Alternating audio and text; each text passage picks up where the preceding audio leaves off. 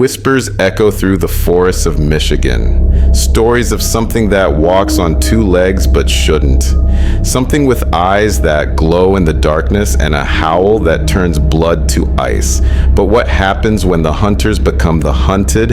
When those sworn to protect and serve find themselves face to face with a creature that defies every law of nature they know? On a cold March night in 1987, Detroit police officers would discover that some legends refuse to stay legends. That sometimes the thing watching from the tree line isn't just a story told to scare children. And that when the radio goes silent and backup is miles away, you're truly alone with whatever is circling just beyond the reach of your headlights. The call came in at 2:17 in the morning, a disturbance near the outskirts of the city, where urban sprawl meets wilderness, where streetlights fade and the trees begin their patient reclamation of land once theirs. Officer James Kelvin had been on the force for 12 years. He'd seen everything the night shift could throw at him: domestic violence, drug deals gone wrong, the occasional bar fight that spilled into the streets. But nothing in his training manual prepared him for what was waiting in those woods. His partner that night was Officer Sarah Chen, a rookie with less than 8 months on the job. She'd requested the night shift specifically, wanting to prove herself capable of handling whatever darkness the city held. She was about to get more than she bargained for. The dispatch described it as suspicious activity. Residents near the border of Rouge Park reported hearing screams. Not human screams exactly, but something close enough to human that it crawled under your skin and made you want to check the locks on your doors twice. Kelvin pulled their cruiser onto Outer Drive, the headlights cutting through fog that had rolled in from the Rouge River. Chen noticed how quiet it was. Even for 3 in the morning, Detroit had a pulse. Traffic, distant sirens, the hum of a city that never truly slept.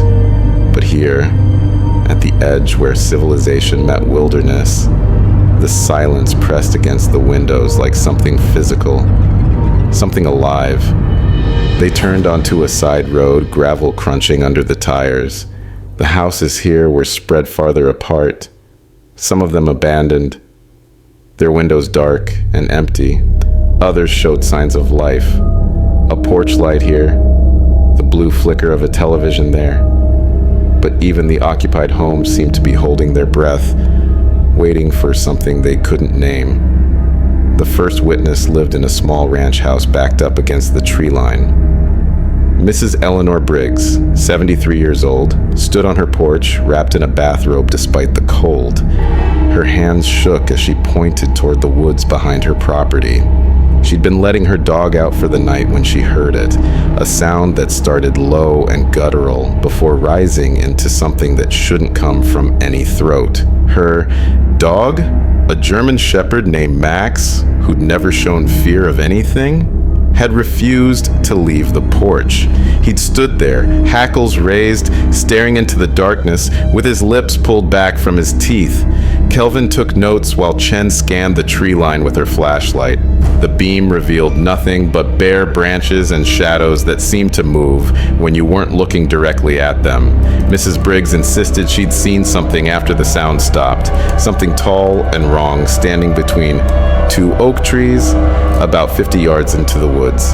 It had been there for maybe 10 seconds before it moved. Not like a person walks, she said. Not like an animal either. It moved like both and neither at the same time. The officers thanked her and promised to check the area. As they walked back to their cruiser, Chen noticed something that made her stop. Tracks in the mud near the property line. Large tracks, bigger than any dog she'd seen. They looked almost like a canine print, but stretched and distorted. The toes were too long, the spacing was wrong, and they came in pairs like whatever made them had been walking upright. Kelvin called it in, requesting backup. But the nearest available unit was dealing with the situation on the other side of the city. They were told to investigate, but maintain caution. Do not engage anything potentially dangerous without support, standard procedure. Except there was nothing standard about any of this. They followed the tracks into the woods. Their flashlights created islands of light in an ocean of darkness that seemed to push back against the beams. The trees here were old, their branches interlocking overhead to form a canopy that blocked out even the faint glow of the city behind them. Chen's radio crackled with static, and she adjusted it, trying to clear the interference, but the static only grew louder until she turned it off completely. Kelvin's radio was doing the same thing. Some kind of electromagnetic interference, he suggested. Maybe power lines or a cell tower malfunction. But there were no power lines this deep in the park. No cell towers for miles. The tracks led them along what might have once been a deer trail. The undergrowth here was thick, branches catching at their uniforms as they pushed through. 20 yards in, they found the first sign that something was very wrong. A tree, maybe 8 inches in diameter, had been snapped in half about 6 feet off the ground. The break was fresh, splinters still white against the dark bark. It would take considerable force to break a tree that size. A vehicle could do it. Heavy equipment. But there were no roads here, no way to get anything that powerful this far into the woods. Chen reached out to touch the broken wood and pulled her hand back quickly. The splinters were warm, not hot, but noticeably warmer than the air around them, as if whatever had broken the tree had just been there moments before. Kelvin swept his flashlight in a wide arc, suddenly very aware of how exposed they were. How far they'd come from the safety of their vehicle, how the silence around them wasn't natural. It was expectant, like the woods themselves were watching to see what would happen next. That's when they heard it. A low growl that seemed to come from everywhere and nowhere at once. It started so deep it was almost subsonic, vibrating in their chests before it rose into something that made Chen's hand move instinctively to her weapon. The sound held notes of a dog, a wolf maybe, but underneath was something else, something that suggested intelligence and malice in equal measure. Kelvin brought his flashlight up, and the beam caught something in the distance. 2 eyes reflecting back at them. Not like a deer's eyes, which glow white in flashlight beams. Not like a raccoon's, which shine green or yellow. These eyes reflected red, deep crimson red that seemed to absorb the light rather than simply bounce it back. And they were high. Too high to belong to any animal that walked on 4 legs. The figure moved, and both officers got a better look at it. The thing stood at least 7 feet tall, maybe more. Its body was covered in dark fur that seemed to drink in the flashlight beams. The head was wrong, elongated like a dog's butt with a skull structure that suggested something caught between species. Its front legs, because they couldn't be called arms despite how it was using them, were longer than they should be. The shoulders were massive, bunched with muscle that rolled under the fur as it shifted its weight. But it was the way it stood that made Chen's breath catch in her throat. It wasn't on all fours. It wasn't hunched over like a bear standing to get a better view. It stood upright like a man stands, comfortable, natural, as if standing on 2 legs was exactly what it was designed to do. For several seconds, nobody moved.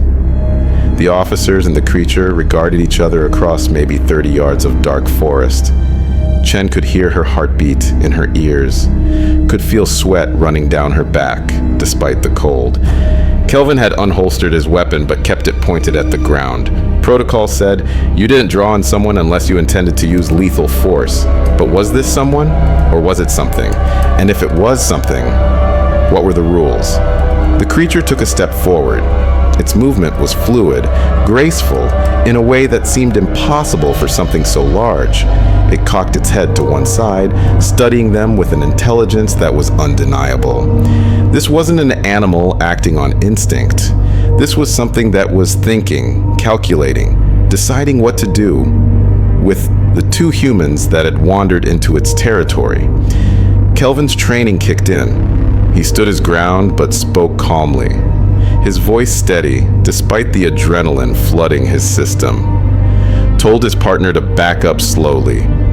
Don't run. Don't make sudden movements. Just back away toward the path they'd come in on. Chen obeyed, her eyes never leaving the creature.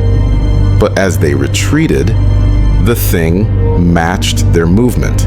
Step for step, it advanced, not rushing, not aggressive, just following, keeping the distance between them constant. They were maybe 50 yards from the edge of the woods when the creature stopped. It raised its head, and the growl that had been constant since they'd first seen it suddenly changed, rose in pitch and volume until it became a howl that shook the branches overhead. The sound was deafening, primal, something that reached back through millions of years of evolution to touch a part of the human brain that remembered when we were prey. And then it was answered. From deeper in the woods, another howl rose to join the first, and another and another. The officers realized with mounting horror that they hadn't been dealing with one creature. They'd been dealing with one creature that was now calling the others, calling its pack. Kelvin grabbed Chen's arm, and they ran. Training and protocol abandoned in the face of pure survival instinct. Behind them, they could hear crashing through the undergrowth, multiple somethings moving fast through the darkness. The sound suggested size and speed that shouldn't be possible. They burst out of the tree line, their lungs burning, and practically dove into their cruiser. Kelvin started the engine with shaking hands, while Chen tried to raise dispatch on the radio. Nothing but static. The interference was worse now, a wall of white noise that made communication impossible. Through the rear window, they could see movement at the edge of the woods. Multiple shapes, all tall, all wrong, standing just inside the tree line where the headlights didn't quite reach. Watching, waiting, making no move to follow them into the open, but making it clear that the woods were theirs, that the officers had been allowed to leave. Kelvin put the cruiser in reverse, tires spinning on gravel as he backed onto Outer Drive. He didn't slow down until they were back on city streets, surrounded by streetlights and traffic signals and all the comfortable markers of human civilization. Only then did Chen's radio suddenly crackle back to life, dispatch asking for their status, wondering why they'd been silent for the last 15 minutes. 15 minutes. It had felt like hours in those woods, but according to dispatch, they'd only been out of contact for a quarter of an hour. Time itself had seemed to distort under those trees, stretched and warped by the presence of something that existed outside normal reality. They filed their report back at the station, kept it vague. Suspicious activity, possible wildlife, recommend daylight investigation. Neither of them mentioned what they'd actually seen. How do you write a report about something that can't exist? How do you tell your superiors that you encountered a creature from legend, from nightmare, from the darkest corners of folklore that refuses to die? But they weren't the only ones who'd seen something that night. As dawn broke over Detroit, more reports started coming in. A postal worker on his early morning route swore he'd seen something massive, loping across Telegraph Road on 2 legs. A security guard at a warehouse near the park found scratches on a loading dock door, deep gouges in metal that would have taken incredible strength to make. And throughout the neighborhoods that bordered Rouge Park, people reported finding tracks in their yards, those same distorted canine prints that walked on 2 legs instead of 4. The Detroit Police Department dispatched a team at first light to investigate the woods where Kelvin and Chen had been. What they found there would raise more questions than it answered. The tree that had been snapped was exactly where the officers said it would be, but the break looked old, weathered, as if it had happened months ago rather than hours. The tracks they'd followed had vanished, not faded or covered over, but simply gone, as if the earth itself had smoothed over them, erasing evidence of something it didn't want to acknowledge. But But there was other evidence, things the officers hadn't seen in the darkness. A deer carcass hung in a tree, partially consumed, positioned in a way that suggested intelligence rather than instinct. Predators don't hang their kills in trees unless they're trying to keep them away from other predators, unless they're storing food for later, unless they're thinking about the future. And scattered throughout a clearing about a quarter-mile from where the encounter had taken place, they found bones. Not just deer bones or other prey animals. Mixed in were bones that the medical examiner would later confirm were human. Old bones, some of them dating back decades, but some were recent, fresh enough to raise immediate alarm. The official investigation that followed would take months. Missing persons reports were cross-referenced with the location of the bones.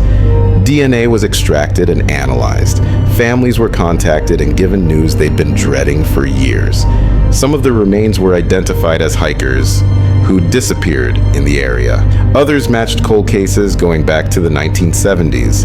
People who'd vanished without a trace, their disappearances chalked up to runaway situations or foul play that could never be proven.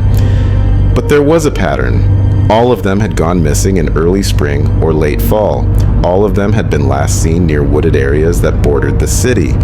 And all of them had disappeared during years when other strange reports had spiked.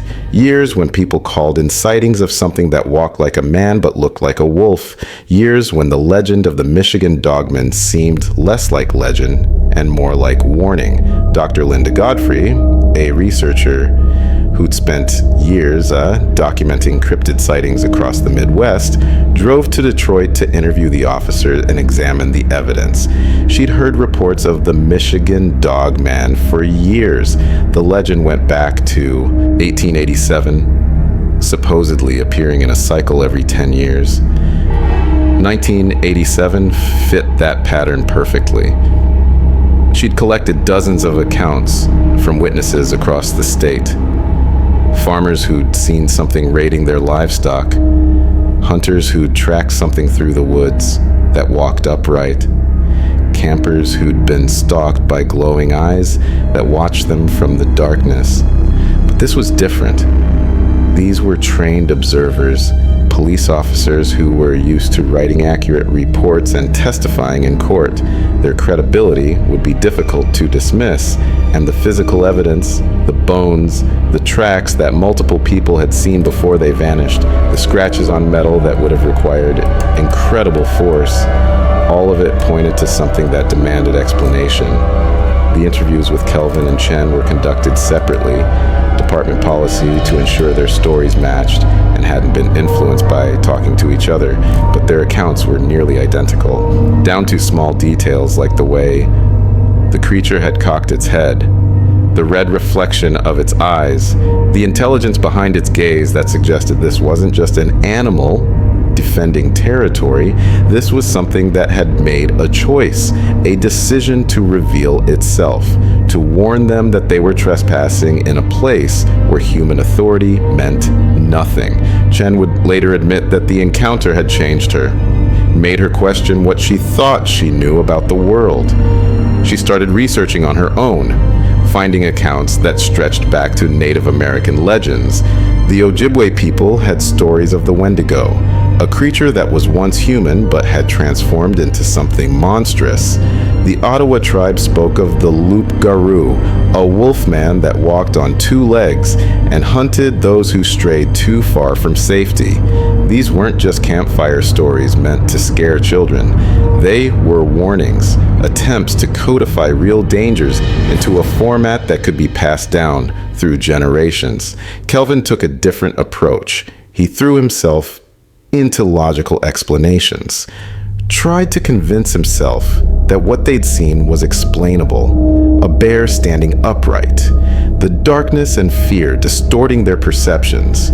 But he couldn't explain the synchronized movement of multiple creatures, couldn't explain the intelligence in those eyes or the way their radios had malfunctioned only in that specific location, couldn't explain the human bones scattered in a clearing that only something capable of hunting humans would create. The department ultimately classified the incident as an animal encounter, recommended that hiking trails in Rouge Park be closed until further notice, increased patrols along the borders where city met wilderness. But they didn't tell people what to actually watch for. How do you warn citizens about something that shouldn't exist? How do you advise caution against a creature that official science says is impossible? And so the story spread quietly, whispered between officers who'd been on the force long enough to know that not everything fits neatly into their incident reports. Shared in bars after shift ended, when the uniform came off, and people could admit to things they'd seen that defied explanation. It joined the long list of Detroit's dark secrets, the things that happened in a city that straddled the line between urban decay and wild resurgence, where abandoned buildings stood next to thriving neighborhoods, where nature was always waiting patiently to reclaim what humans had temporarily borrowed. 3 weeks after the encounter, Kelvin was driving home from his shift just as dawn was breaking. He took Outer Drive out of habit, the same route he'd driven 1,000 times. As he passed the spot where they'd entered the woods that night, something made him look toward the tree line. Maybe it was instinct, maybe it was coincidence, but there, standing just inside the shadows where the morning light hadn't yet reached, was the creature. The same one, he was sure of it. The same height, the same massive shoulders, the same red eyes that caught the last rays of his headlights as he drove past. It didn't move, didn't threaten, just stood there watching him pass. A reminder, perhaps, that the encounter hadn't been a one-time event, that whatever lived in those woods was still there, still watching, still aware of the humans who thought they owned this land. Kelvin didn't stop, didn't call it in, just drove home and triple-checked the locks on his doors. Chen had her own follow-up encounter 2 months later. She was off duty, visiting a friend who lived near the park. They were sitting on the back deck, enjoying the warm spring evening, when her friend's dog started going crazy, barking and snarling at something in the yard. Chen walked to the edge of the deck and saw tracks in the soft earth of the flower bed. Fresh tracks, the same distorted canine prints walking on 2 legs. They led from the woods to within 10 feet of the house before turning and heading back into the darkness. She never told her friend what those tracks meant, never explained why she suddenly needed to go home, never mentioned that she'd seen similar tracks before and knew exactly what made them. But she started sleeping with her service weapon on the nightstand, started double-checking windows before bed, started understanding that being a police officer meant you were supposed to protect people from threats.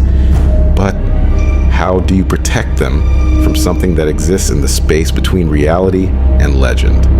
Something that the authorities won't acknowledge, because acknowledging it would mean admitting that humanity's dominion over nature is far more fragile than we like to believe. The Michigan Dogman legend says the creature appears every 10 years.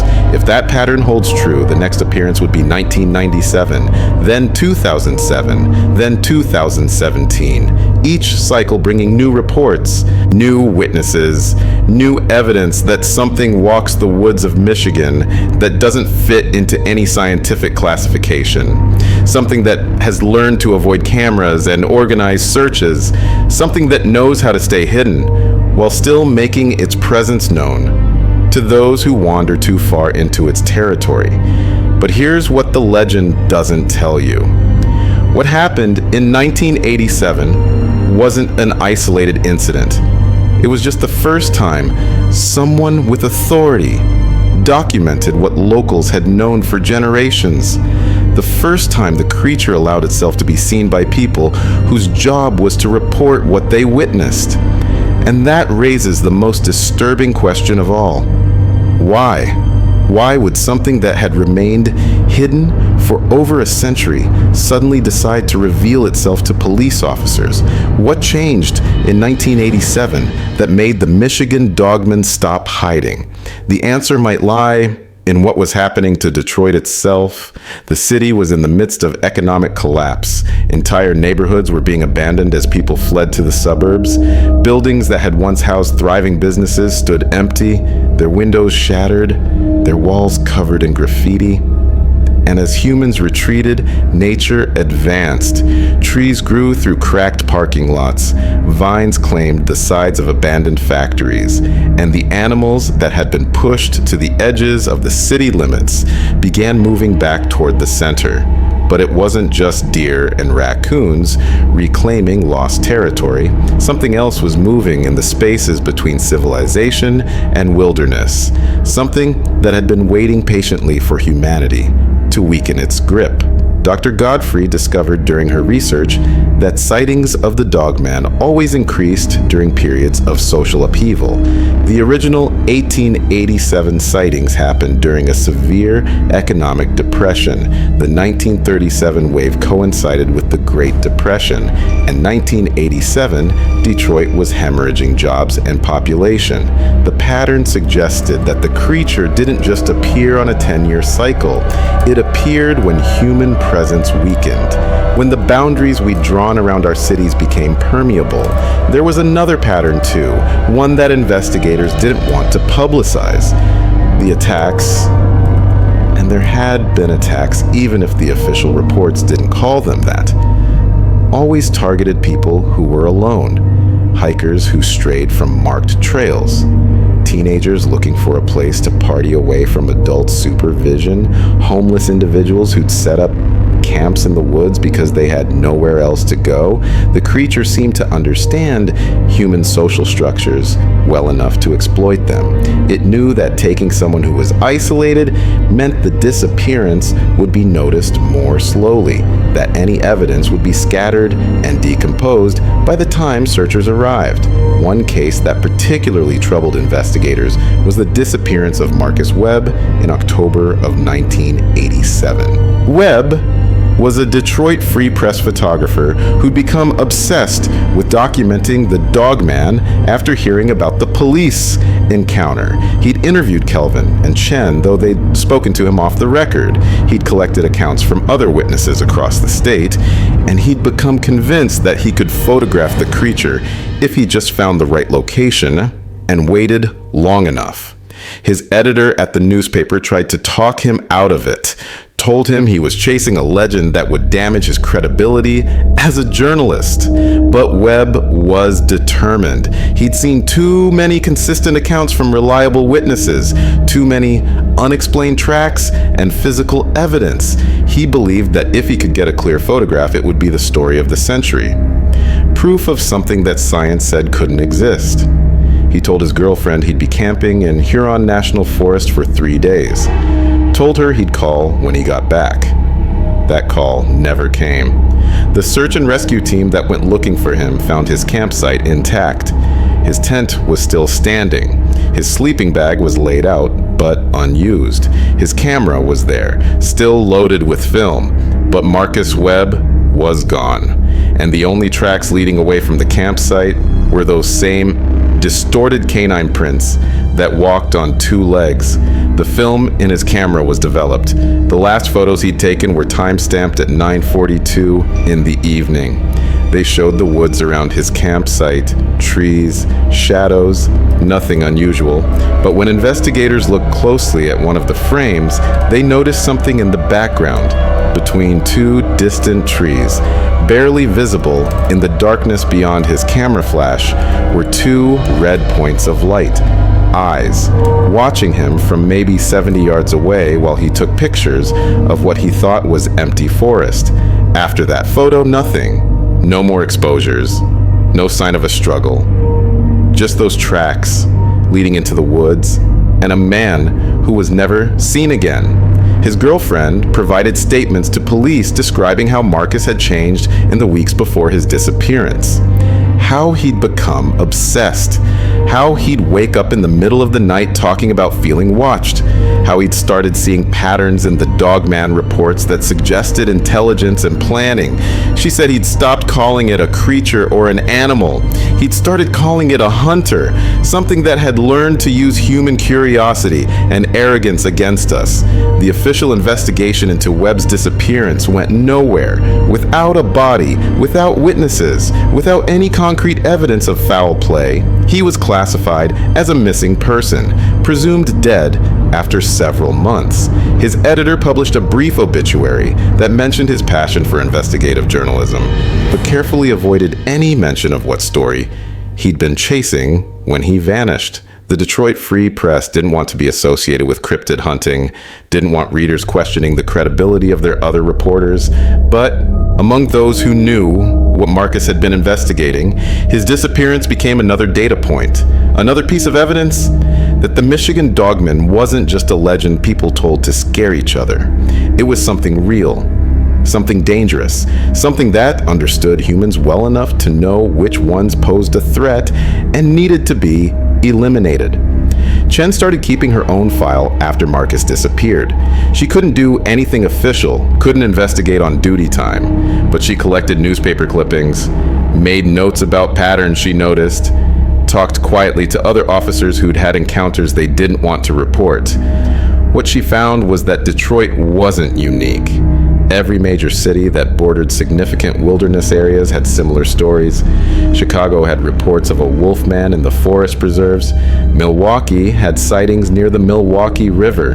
Cleveland had accounts from the Cuyahoga Valley, all of them describing the same basic creature: bipedal, canine featured, intelligent, aggressive when cornered, but usually preferring to avoid direct confrontation. The common thread was that these sightings clustered around cities in decline, places where human infrastructure was crumbling and nature was reclaiming ground. It was as if the creatures, whatever they were, could sense weakness, could tell when humanity's grip on an area was loosening, and the time was right to expand their own territory. They were opportunists in a way that suggested strategic thinking, patience, the ability to plan across years or even decades. Kelvin, meanwhile, had started experiencing something he couldn't explain and wouldn't discuss with anyone except his wife: dreams. Vivid, intense dreams that didn't feel like dreams at all. In them, he was back in the woods, but this time he was seeing through different eyes.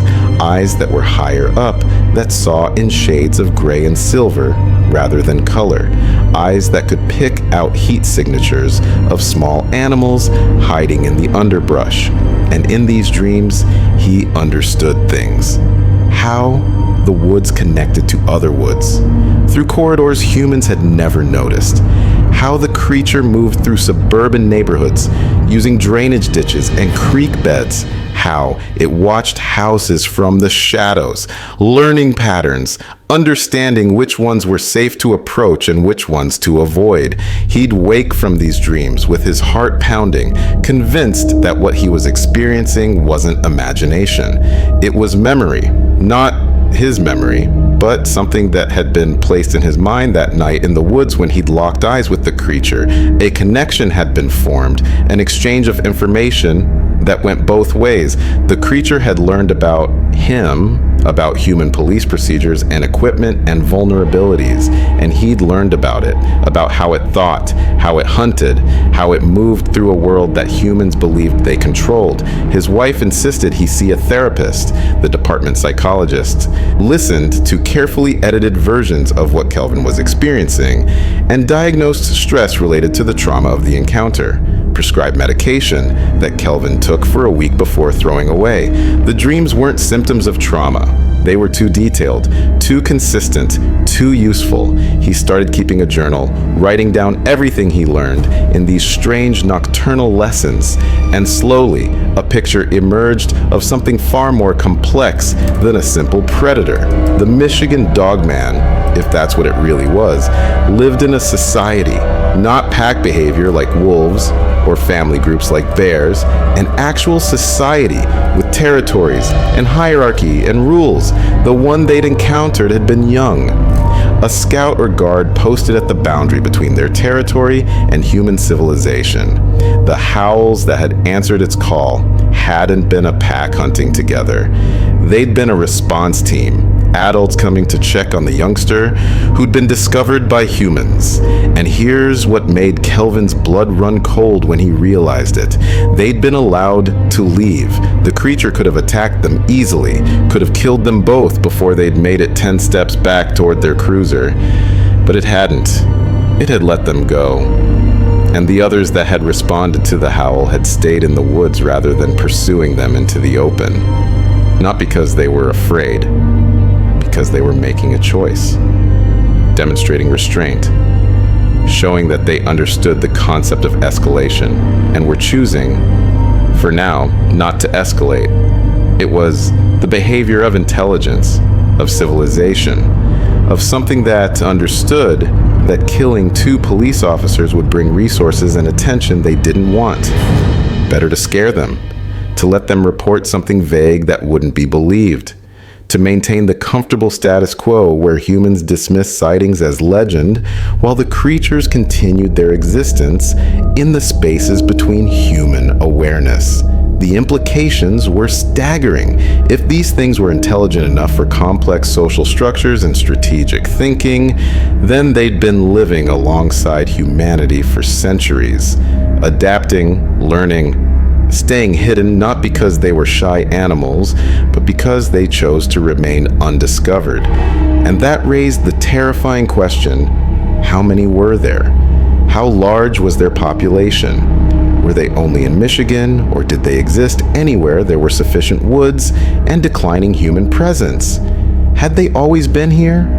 Or were they something new?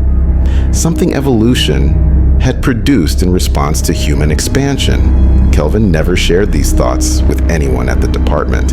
He knew how it would sound, knew he'd be put on permanent desk duty, and probably forced into early retirement. So he kept his journal hidden, kept his theories to himself, and tried to live with the knowledge that humanity wasn't alone at the top of the food chain, that something else walked the boundary between civilization and wilderness, something that tolerated human presence as long as we stayed in our cities and out of their woods. But the boundary was shifting. Detroit was contracting, the wilderness was advancing, and sooner or later, those territories would overlap in ways that couldn't be peacefully resolved. The question wasn't if there would be another encounter. It was when, and whether next time the creatures would continue to show restraint, or whether they'd decide that humanity had finally weakened enough that tolerance was no longer necessary, that the time had come to remind us that we were never really in control. We'd just been allowed to believe we were. The answer came sooner than anyone expected. December of 1987 brought an early winter to Michigan. Snow fell heavy and constant, blanketing Detroit in white that temporarily hid the decay beneath. The abandoned buildings looked almost beautiful under fresh snow, almost peaceful.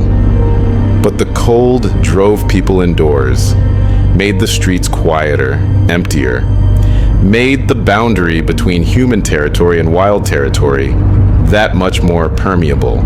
Chen was working a double shift on Christmas Eve, volunteering so officers with families could be home. She was patrolling a neighborhood that had seen better days. Most of the house is empty now, just a few holdouts remaining. The radio was quiet. Most of the city was hunkered down against the cold, celebrating what they could with whoever was left. She was thinking about calling it in early, heading back to the warmth of the station, when she saw the tracks. Fresh tracks in the snow crossing the street from one empty lot to another. She stopped the cruiser, her breath catching as she recognized the pattern. Bipedal canine prints, the toes spread wrong, the spacing all off. But these weren't just passing through. These tracks circled one of the occupied houses, a small bungalow with Christmas lights strung along the porch and a car in the driveway. Someone was home, and something had been watching them. Chen called it in, her voice steady despite the ice forming in her stomach. Requested backup and got the response she was dreading. Nearest unit was 20 minutes out. Holiday staffing. Everyone stretched thin. She was told to wait for support before investigating, but those tracks were fresh. Snow was falling. In 20 minutes, they'd be covered.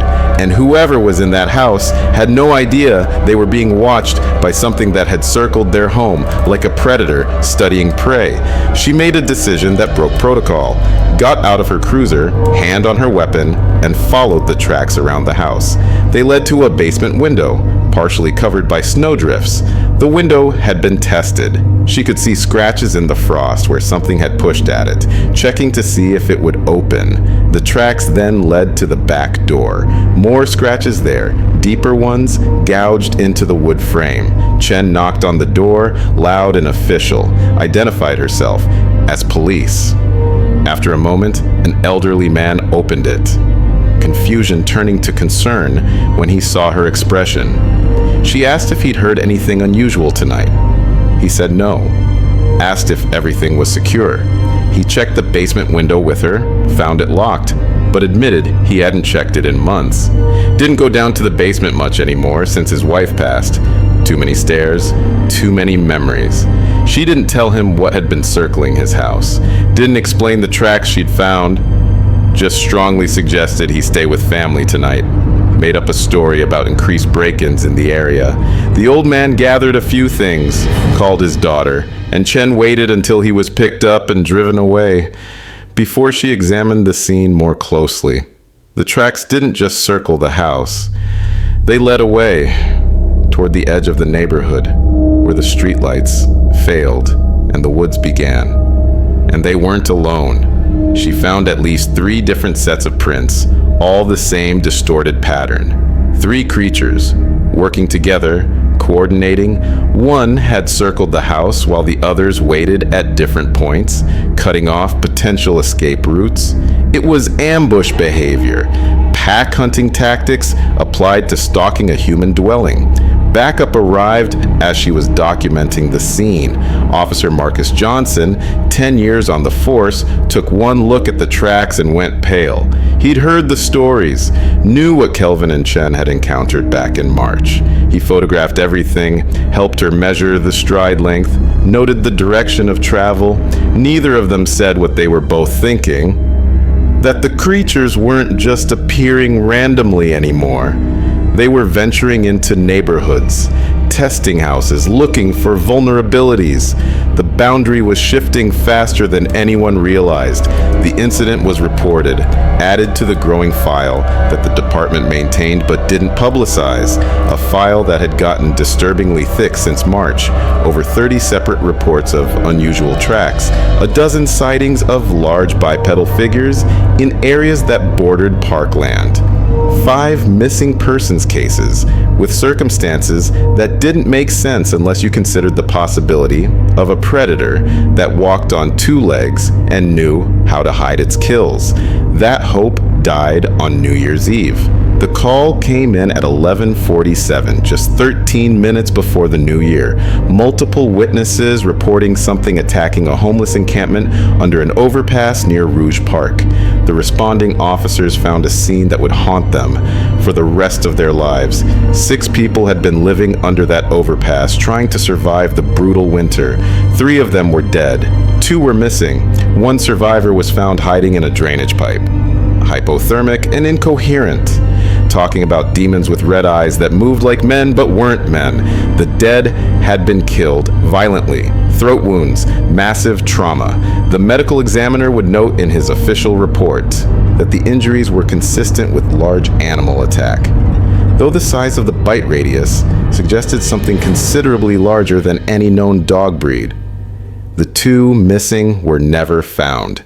Search teams combed the woods for days. brought in dogs that refused to follow the scent trail more than 100 yards into the trees before turning back, hackles raised, growling at something their handlers couldn't see. The survivor, a man named Thomas Rivera, was hospitalized for frostbite and exposure. When he'd recovered enough to talk, Chen was assigned to interview him. She sat by his bed, recorder running, and listened to him describe what had happened with a detachment that worried the nurses. He'd stopped shaking, stopped crying. He just recited the events in a flat monotone that suggested his mind had disconnected from his emotions as a protective measure. They'd been huddled around a fire in a barrel, he said, trying to stay warm. It was almost midnight. They were talking about what they hoped the new year would bring. Then the fire went out. Not died down. Went out. As if something had smothered it. And in the sudden darkness, they heard breathing. Heavy, rapid breathing from multiple directions. Someone clicked on a flashlight, and that's when they saw them. 3 creatures, each over 7 feet tall, standing in a semicircle around the encampment, cutting off escape routes, coordinating without making a sound. Thomas described their eyes as burning, not reflecting light, but generating it. Red coals floating in the darkness. He described their faces as wrong, like someone had tried to sculpt a wolf's head from clay, but didn't quite understand the proportions. The snouts were too long. The ears were positioned wrong. The teeth, when they opened their mouths, were too many and too sharp. One of the homeless men had been ex-military. He'd grabbed a metal pipe and charged the nearest creature, yelling for the others to run. Thomas saw the creature move faster than anything that size should be able to move. One moment the man was charging with the pipe, raised. The next he was on the ground, and the creature was standing over him. Its jaws locked around his throat. The whole thing took maybe 2 seconds.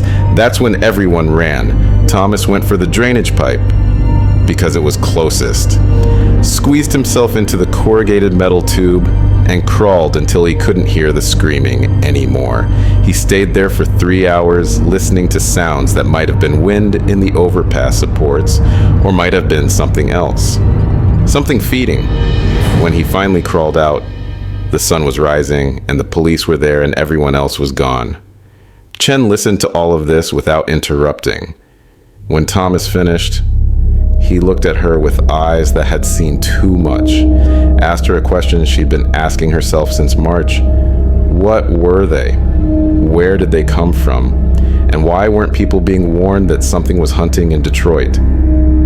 She couldn't answer him, couldn't tell him that the department knew, that they'd known since she and Kelvin had their encounter, that reports had been filed and ignored because the truth was too uncomfortable, that the city was choosing to sacrifice people at the margins rather than admit something impossible was real. The New Year's Eve attack changed everything. The department could no longer pretend this was isolated incidents. The media had picked up the story. TV news crews interviewed the responding officers, who carefully described it as an animal attack while avoiding specifics. But people started asking questions, started looking at the pattern of disappearances, started connecting dots that made an uncomfortable picture. A city council meeting was held in mid-January.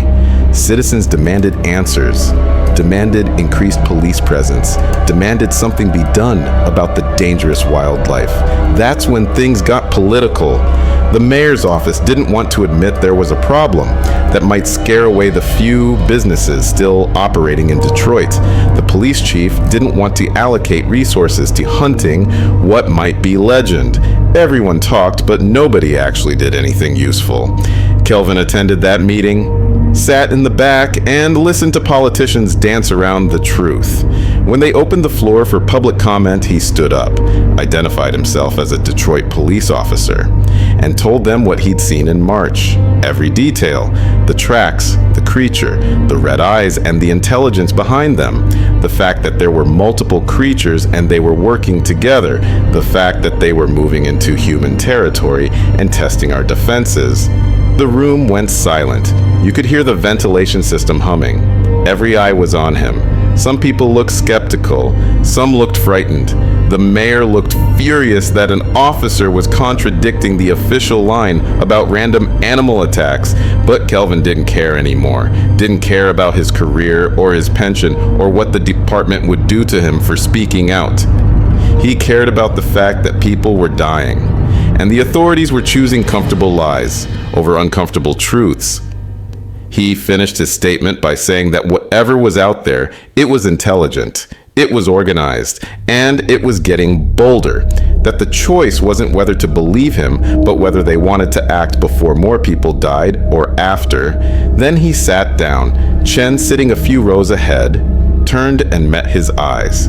Gave him a small nod of support that meant everything. The political fallout was immediate. Kelvin was placed on administrative leave pending a psychological evaluation. The department issued a statement distancing themselves from his comments, calling them the result of stress and not reflective of official findings. The media had a field day. Some outlets mocked him. Others treated him as a whistleblower. A few took his claims seriously and started investigating on their own. Dr. Godfrey returned to Detroit to interview Kelvin. She'd followed the New Year's Eve attack and recognized the pattern. This was escalation. The creatures were adapting their behavior, becoming more aggressive, targeting easier prey. She'd seen similar patterns in other areas where Dogman sightings occurred. Periods of relative quiet followed by sudden increases in activity and boldness. She brought Kelvin documentation from across the state, sightings from 1987 that fit the 10-year cycle, attacks that had been blamed on bears or dogs but showed the same signatures, victims with specific injuries, witnesses describing the same bipedal creatures with red eyes, a pattern of escalation that suggested coordinated behavior across a wide geographic area. The question she kept coming back to was why? Why now? Why this year? Kelvin shared his theory about Detroit's decline, about how the creatures seemed to sense weakening human presence. But Godfrey thought there was more to it. She'd researched the previous cycles, 1887, 1897, every 10 years since. Each cycle brought reports, but this one was different. The creatures were being seen more frequently, acting more boldly. It was as if something had changed. Some threshold had been crossed. Kelvin's administrative leave lasted 3 weeks. He passed the psychological evaluation by lying, told the department psychologist he'd been under stress, that he'd exaggerated what he'd seen, that he regretted speaking at the city council meeting. It was what they wanted to hear. They reinstated him with a formal reprimand in his file and a warning that any further public statements would result in termination. But the damage was done, or maybe the good was done, depending on your perspective. People were paying attention now. Hardware stores reported runs on heavy-duty locks and motion sensor lights. Gun shops saw increased sales, particularly of shotguns and high-powered rifles. Camping in Rouge Park dropped to 0. The trails were empty. People stayed in their cars with doors locked when they drove near the park boundaries, and the sightings stopped, or rather, the reported sightings stopped. Chen suspected they didn't actually stop. She thought the creatures had adapted again, learned that their presence was now known, and altered their behavior accordingly. They'd gone quiet, gone deeper, waiting for attention to fade and humans to become complacent again. Chen had been conducting her own investigation, still off the books, still without official authorization. She'd been mapping the sightings, looking for patterns in location and timing. What she found was disturbing. The creatures weren't random wanderers. They had territories, clear boundaries they patrolled, and those territories were expanding. Each year, the border moved a little closer to the city center. Patient expansion that suggested long-term planning. She showed her findings to Kelvin over coffee at a diner far from the precinct. He studied her maps, traced the boundary lines with his finger, and felt cold certainty settle over him. At the current rate of expansion, the creature territories would overlap with heavily populated areas within 5 years. They were looking at a future where humans and dogmen would be living in the same neighborhoods, where encounters wouldn't be rare events in isolated areas, but regular occurrences in places where people thought they were safe. The question was, what to do with that information? Who would believe them? Who had the authority to act? And what action could possibly work against creatures that were intelligent enough to adapt and numerous enough to expand territory across an entire city? They couldn't arrest them, couldn't negotiate with them, couldn't even track them effectively because the creatures knew how to avoid surveillance. Kelvin suggested going public, really public. National media, news outlets that would take the story seriously. Maybe, if enough attention was focused on Detroit, the authorities would have to respond, would have to acknowledge the problem and dedicate resources to understanding it. Chen worried that would just drive the creatures deeper underground, make them more cautious, harder to study. And study was important because you couldn't solve a problem you didn't understand. They were still debating when Chen's pager went off. Dispatch, officer needs assistance, address in the neighborhood where she'd found the tracks on Christmas Eve. She and Kelvin both responded, taking separate vehicles, breaking every traffic law to get there fast. The scene was chaos. 2 patrol cars with lights flashing, officers with weapons drawn, flashlights cutting through the darkness, and in the middle of it all, Officer Marcus Johnson. He was sitting on the curb, shaking, his uniform torn, blood on his hands. Not his blood, someone else's. The story came out in fragments. Johnson had been on patrol, checking the same neighborhood Chen had been worried about. He'd seen movement in an abandoned house, went to investigate, found a group of teenagers inside, urban explorers looking for thrills. He was telling them to leave when they heard it. That howl, the one that rattles your bones and makes ancient parts of your brain scream danger. The teenagers panicked, ran in different directions. Johnson tried to keep them together, but one kid, maybe 16 years old, bolted for the back door. Johnson went after him, followed him into the overgrown backyard. That's where he saw it. The creature, same one from the reports, 7 feet tall, red eyes, watching them from the darkness beyond the property line. Johnson drew his weapon, aimed his flashlight and his gun at the thing. Standard procedure, identify yourself, show your hands. Commands that made no sense when the thing you're facing has paws instead of hands and clearly isn't human. The creature didn't move, didn't advance, just stood there, head cocked, studying him. Studying the kid cowering behind him. Then it did something that made Johnson question everything he knew about animals and predators and what intelligence actually meant. It looked at him, really looked at him, made eye contact in a way that communicated without words, and then it turned and walked away, casual, unhurried, as if it was making a point, that it could have attacked, could have killed them both, but was choosing not to, demonstrating restraint again. The teenager Johnson had been trying to protect, didn't see it that way. He ran, bolted past Johnson, heading for the street. And that's when the second creature appeared. Had been there all along, Johnson realized, waiting in a different position. They'd been coordinating, one to draw attention while the other stayed hidden. Classic ambush tactics.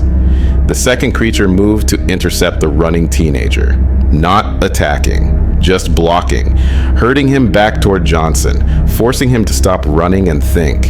The kid froze, caught between 2 of the things, and that's when Johnson fired, not at the creatures, into the air. 3 shots. The sound was deafening in the quiet neighborhood. Both creatures flinched at the noise. The one that had been blocking the teenager stepped back. They looked at each other, some kind of communication passing between them that Johnson couldn't interpret. Then they both melted into the shadows. Gone so completely, it was like they'd never been there. Chen and Kelvin arrived to find Johnson still trying to explain what happened to his sergeant. But Chen could see the truth in his eyes, could see the same haunted look she'd seen in her own mirror after that night in March. Johnson had looked into the eyes of something that shouldn't exist and found intelligence looking back. The teenager was taken to the hospital for observation. Shock. Minor cuts from running through overgrown yards. He'd tell his story to anyone who'd listen, post about it on social media. Some people would believe him, most wouldn't. But the story would spread. Add to the growing mythology of the Michigan Dogman. Chen pulled Johnson aside while Kelvin talked to the sergeant, asked him quietly what he'd really seen. Johnson described it all. The intelligence, the coordination, the way they'd herded the teenager, the deliberate choice not to attack even when they clearly could have. He said it felt like a test, like the creatures were studying human responses, learning what weapons we had, how we reacted under pressure. That assessment matched what Kelvin had been theorizing. The creatures weren't just animals driven by instinct. They were gathering intelligence, conducting reconnaissance, preparing for something. The question that kept Chen awake at night was preparing for what? Coexistence, conflict, or something else entirely that humans hadn't considered. They decided to create a record, a comprehensive file that documented everything, every sighting, every attack, every piece of evidence. They'd include accounts from witnesses who'd seen the creatures and survived, Chen's maps showing territorial expansion, Johnson's testimony about the coordinated ambush, Thomas Rivera's description of the New Year's Eve attack, the understanding that these weren't random animals, but an intelligent species with its own agenda. All of it compiled in a way that would survive even if they didn't, even if the department buried their careers, even if the city continued to pretend nothing was happening. Dr. Godfrey agreed to help.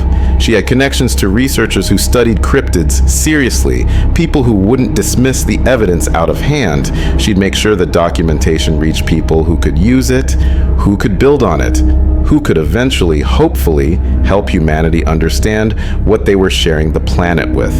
The work took months, late nights after shifts, weekends spent interviewing witnesses, careful documentation of every detail, maps with overlays showing territorial boundaries and expansion patterns, timelines connecting sightings to environmental factors and social decline, photographs of tracks that shouldn't exist, recordings of sounds that made the hair on the back of your neck stand up, medical examiner reports that described injuries no known animal could inflict, a comprehensive picture of something that most people refused to believe existed, something that had learned to hide in plain sight while humanity convinced itself that monsters were just stories.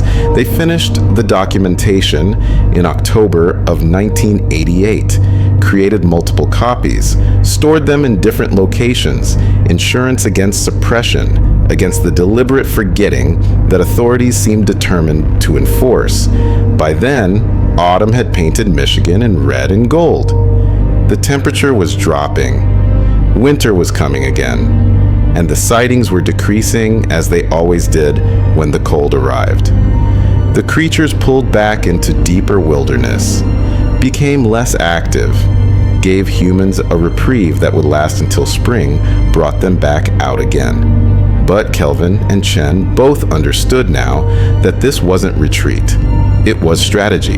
The creatures were adapting to seasonal patterns, using winter to consolidate their territories, plan their next moves, and wait for humans to forget, to become complacent again, to let their guard down just enough for the next phase of expansion to begin. Kelvin and Chen both knew this was temporary, knew that next spring would bring more encounters, more escalation. The pattern was set. Each cycle, the creatures pushed a little farther, took a little more territory, became a little bolder, and each cycle, humanity failed to respond effectively, failed to acknowledge what was happening, failed to prepare for what was coming. The files they'd created would be their legacy, their warning to future generations who would have to face what their generation had refused to see. But they'd done what they could, left a record for those who came after. For the generation that would eventually have to face the truth that couldn't be denied anymore. that humanity wasn't alone, that something else walked the forests and the abandoned places, something intelligent, something that remembered, something that was patient enough to wait for the right moment to step out of legend and into reality. Something that had been here long before us and would likely be here long after. Kelvin retired from the force in 1997, exactly 10 years after that night in March when everything changed forever. He chose the timing deliberately, the 10-year cycle. If the legend held true, 1997 would bring another wave of sightings. He didn't want to be wearing a badge when that happened. The sightings came as predicted. Reports from across Michigan of the same creatures, same red eyes, watching from the darkness, same bipedal posture, same intelligence behind the gaze that never forgot.